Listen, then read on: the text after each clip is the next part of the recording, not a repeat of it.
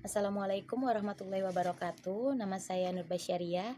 Pada video kali ini, saya akan menjawab pertanyaan mengenai tema prioritas dalam proses membimbakan yang sudah saya tonton dari video atau link video streaming dari YouTube Belajar Bersama Bimba. Disimak ya videonya. Pertanyaan yang A, kegiatan apa yang harus diprioritaskan motivator dalam proses membimbakan, mengapa, dan jelaskan. Yaitu jawabannya adalah kegiatan yang harus diprioritaskan dalam proses membimbakan anak adalah kegiatan bermain baca-bacaan. Kenapa atau mengapa? Karena sesuai dengan rumusan dari kata bimba itu tersebut, yang berfokus pada tujuan untuk menumbuhkan minat baca dan minat belajar anak secara intrinsik. Lalu juga maka kegiatan yang harus diprioritaskan adalah kegiatan yang dapat menumbuhkan minat baca dan minat belajar pada anak. Maka kegiatan yang harus diprioritaskan adalah kegiatan bermain baca-bacaan, karena bermain baca-bacaan ini akan menumbuhkan atau melatih anak agar terbiasa untuk membaca. Jadi anak jadi semakin senang dalam membaca, semakin menyukai kegiatan membaca, dan juga semakin tumbuh minatnya, sehingga setelah minatnya sudah tumbuh maka akan berdampak pada tujuan khususnya akan tercapai, yaitu keterampilan atau anak semakin terampil dalam membaca atau belajar. Nah, kegiatan bermain baca-bacaan ini juga tidak bisa asal diberikan atau tidak bisa asal untuk melakukannya, karena kegiatan bermain baca-bacaan ini harus sesuai dengan pertama paradigma bimbanya, lalu kedua juga sesuai dengan metode bimba yang fun learning, lalu small step system, dan individual system, agar tercipta suasana belajar atau bermain baca-bacaan yang menyenangkan dan 100% menyenangkan untuk anak atau fun learning. Lalu juga sehingga apabila sudah diterapkan semua dari paradigma bimbanya, lalu metode bimbanya, lalu juga dari tahapan-tahapannya sudah sesuai dengan anak, maka akan menyenangkan, dan tujuan dari membimbakan ini akan tercapai, baik tujuan utama maupun tujuan khususnya. Pertanyaan yang B, kapan motivator mengajak anak bermain baca-bacaan dalam proses bimba distance learning? Yaitu sebenarnya bermain baca-bacaan ini dapat dilakukan pada saat atau sepanjang pertemuan atau kelas atau kegiatan di bimba, baik di distance learning maupun di bimba konvensional atau bimba tatap muka. Tetapi di bimba distance learning, kegiatan baca-bacaan ini juga dilakukan dari mulai kegiatan awal, kegiatan inti, lalu kegiatan akhir juga, serta kegiatan kegiatan mungkin bisa juga ditambah dengan kegiatan privat 10 menit dengan berbahasa bimba, lalu dengan menyanyikan lagu La Bimba atau menyanyikan lagu Cinta Ananda. Itu juga sudah termasuk dalam bermain baca-bacaan menggunakan lagu. Lalu bisa juga dengan bercerita, berdialog dengan bahasa bimba, sehingga anak terbiasa dengan dengan bahasa bimba dan terbiasa dengan bacaan-bacaan yang sudah ia kuasai atau dia kenal. Lalu namun waktu utama yang diperuntukkan untuk bermain baca-bacaan dalam bimba distance learning itu adalah di kegiatan inti, karena di kegiatan inti itu ditandai dengan di awal kegiatan inti kita mengajak anak bermain baca-bacaan secara bersamaan, bisa dengan 2 murid atau lebih gitu, dengan menggunakan modul atau tiket-tiketan yang sudah mereka kuasai atau sudah pernah mereka kerjakan, yang sudah pernah dilipat dan diletakkan di kotak permainan kata yang mereka miliki masing-masing.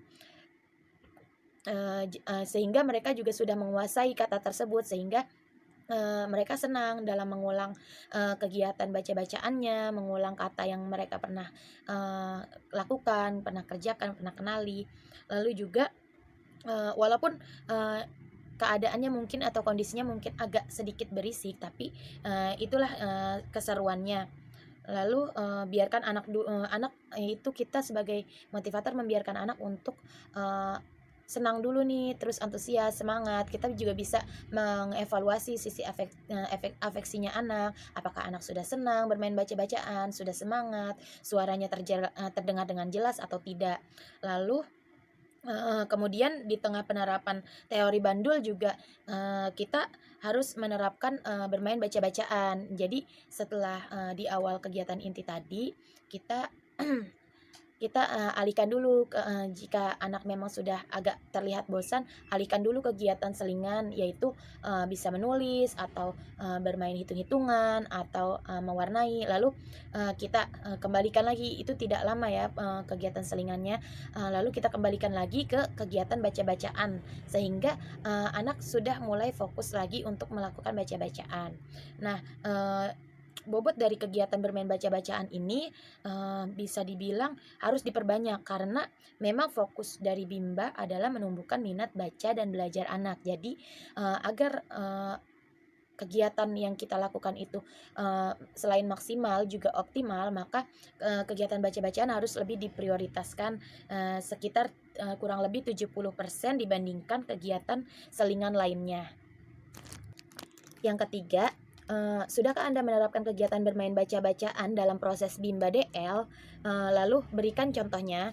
Eee, untuk saya sendiri, insya Allah sudah melakukan, alhamdulillah juga sudah melakukan, kegiatan bermain baca-bacaan, pada saat, pertemuan Bimba DL. Lalu, eee akan terus atau masih terus belajar untuk memperbaiki atau, meningkatkan penerapan, kegiatan bermain baca-bacaan tersebut kepada anak. Nah, contohnya itu, yang saya sudah lakukan adalah pada saat kegiatan awal, kita bisa berdialog dengan anak, lalu berdialog, dengan berbahasa Bimba, lalu juga menyanyikan lagu La Bimba, itu juga kan bagian dari, bermain baca-bacaan karena di situ dimasukkan unsur baca-bacaan. Lalu juga, di dalam kegiatan inti, kita juga dengan bermain baca-bacaan secara berbarengan, antara 2 anak, lalu juga, eee, apa dengan modul baca yang sudah dikerjakan, yang sudah dikuasai oleh anak, sehingga anak tidak meraba-raba lagi nih dalam membacanya. Lalu juga, eee, pada saat, menerapkan teori bandul, dari kegiatan selingan, lalu kembali lagi ke kegiatan baca-bacaan, lalu, jika sudah terlihat bosan lagi, kita mengalihkan lagi ke kegiatan lainnya seperti melukis atau, mewarnai, lalu juga menulis gitu. Sehingga anak, akan, tumbuh, semangatnya atau antusiasnya nah, nanti apabila, semangat anak atau antusias anak sudah kembali lagi, fokus anak sudah kembali lagi, kita kembalikan lagi kepada kegiatan, eee, bermain baca-bacaan, sehingga porsi atau bobot bermain baca-bacaan itu lebih banyak daripada kegiatan selingan lainnya.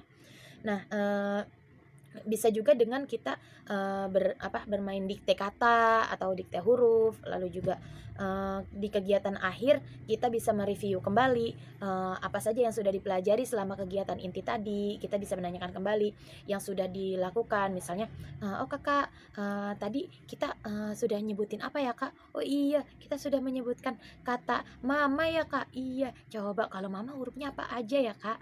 "Oh iya bener, M-A, mama, M-A, mama, M-A, mama." "Wow, semangat Kakak." "Iya, wow." Nah seperti itu. Lalu, eee, bisa juga, pada saat, kegiatan inti atau kegiatan inti berlangsung, kita juga bisa mereview atau mengevaluasi juga, sisi afeksi anak, sehingga kita, dapat mengetahui, anak itu suka atau enggak, terus, senang atau tidak dalam melakukan kegiatan baca-bacaan. Dan, bernyanyi lagu pulang sekolah juga merupakan, kegiatan, bermain baca-bacaan juga sebenarnya kalau kita bisa mengarahkan anak, dengan benar. Lalu juga, di kegiatan private, itu kita bisa bermain baca-bacaan, dengan modul yang mungkin baru untuk anak, sehingga, eee, apa, sehingga, anak itu, bisa lebih, santai, tidak terbebani dalam mengerjakan modul barunya. Jadi kita bisa, bermain baca-bacaan di situ, anak disuruh, membaca kata yang sudah, ada gambarnya lalu ditarik garis, itu bermain baca-bacaan dengan modul yang baru. Pada saat memberikan materi modul baru, yang akan dikerjakan anak, kita juga bisa nih di kegiatan private tersebut mengevaluasi sisi kognitif anak. Apakah anak itu sudah bisa, membaca atau menyebutkan kata-kata yang, memang baru didengarnya atau baru dikenalinya. Eee, yang ke yang pertanyaan D, sebutkan manfaat dari kegiatan bermain baca-bacaan. Manfaatnya adalah, yang pertama itu, Eee, bagi motivator. Kita sebagai motivator dapat, mengevaluasi sisi afeksi anak, apakah anak itu, sudah senang, sudah menyukai kegiatan bermain baca-bacaan, dan sudah tumbuh minat bacanya.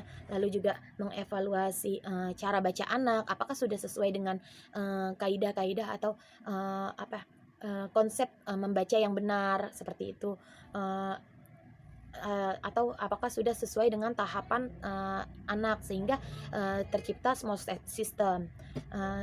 Misalnya seperti, pada saat modul yang harusnya, dia sudah pada tahapan Eee, membaca dengan suara semut, tetapi anaknya sudah masih membaca dengan suara keras, itu kita bisa mengingatkan kembali kepada anaknya. Lalu juga, kita, bisa mengetahui nih kekurangan anak dalam, membaca, apa yang kurang nih, terus juga kita dapat, belajar dari anak, apakah, metode yang kita terapkan itu sudah, sesuai dan bertahap untuk anak, sudah, dapat, diterima oleh anak, dan sudah menumbuhkan minat baca anak.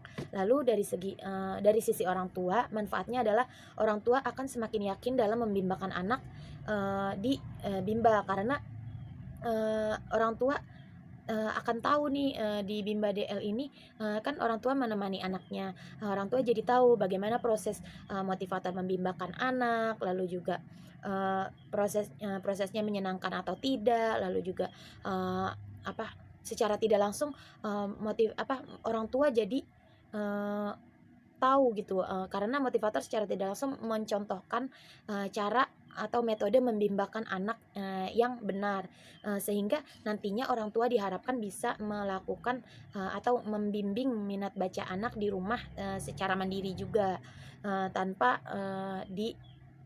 dibantu oleh motivator, bimbanya, tentunya dengan metode dan paradigma bimba yang sesuai dengan, yang ditetapkan. Lalu bagi anak, anak semakin, senang berlatih, lalu juga senang mengulang-ulangi kegiatan, membacanya, lalu juga, semakin tumbuh minat bacanya sehingga, eee, anak itu akan menyukai, akan semangat karena dia sudah menguasai, baca-bacaan yang kata yang, akan dibacanya. Lalu, sehingga anak juga tidak akan terbebani nih dalam, kegiatan baca-bacaannya, anak juga akan semakin senang dan dampaknya, akan, berdampak pada minat, anak yang bergelora atau luar biasa pada membaca dan belajar. Apa dampak, jika motivator tidak menerapkan permainan baca-bacaan dalam, proses Bimba DL? Yaitu, dampaknya adalah, eee, pertama, tujuan khusus dari Bimba, A, I, U, E, O ini, tidak akan tercapai. Jadi minat bacanya itu tidak akan tumbuh, sehingga, akhirnya akan menjadi hanya seperti les baca saja, bukan dengan dibimbakan. Tidak ada paradigma bimbanya, lalu juga tidak menerapkan metode bimbanya, jadi tidak sesuai dengan kaidah membimbakan anak. Lalu motivator juga jadi tidak termotivasi nih untuk, selalu memperbaiki diri dan tidak dapat mengevaluasi anak maupun mengevaluasi diri sendiri apakah, metode yang dipakai sudah tepat atau belum. Jadi motivator itu pasif, dan eee, tidak ingin mencari tahu kesalahan atau kekurangan, dari dari cara mengajarnya atau cara membimbangkannya. Lalu selain itu juga, selain minat baca anak tidak tumbuh, anak juga tidak atau akan, kurang terampil dalam membaca karena, tujuan, utamanya saja, senang untuk bermain baca-bacaan atau senang, menumbuhkan minat baca anak saja sudah, tidak tercapai, apalagi, tujuan khususnya yaitu, menumbuhkan atau, membuat anak terampil, dalam membaca dan belajar. Lalu juga, dengan tidak menerapkan baca-bacaan, maka secara tidak langsung juga, motivator kita sebagai orang dewasa telah merampas hak anak, eee, untuk memperoleh pendidikan yang menyenangkan. Eee dan, anak akan tidak akan bahagia dan orang, dewasa pun baik motivator, ataupun orang tua juga tidak akan bahagia karena orang tua pun pasti tidak akan, merasa puas dan tidak akan merasa yakin nantinya, pada saat membimbangkan anak. Karena, kegiatannya itu, tidak, eee, dapat meningkatkan minat baca anaknya tersebut. Lalu juga orang tua juga tidak akan yakin dalam proses bimba DL karena menilai prosesnya itu, ya hanya segitu-gitu aja gitu, pasif, dan dikhawatirkan juga maksudnya orang tua itu dapat, memberhentikan anaknya untuk dibimbangkan di Bimba IWO karena, orang tua merasa, tidak ada perkembangan dalam, minat baca atau keterampilan baca anaknya, untuk apa, dibimbangkan seperti itu. Sekian jawaban dari saya. Assalamualaikum warahmatullahi wabarakatuh.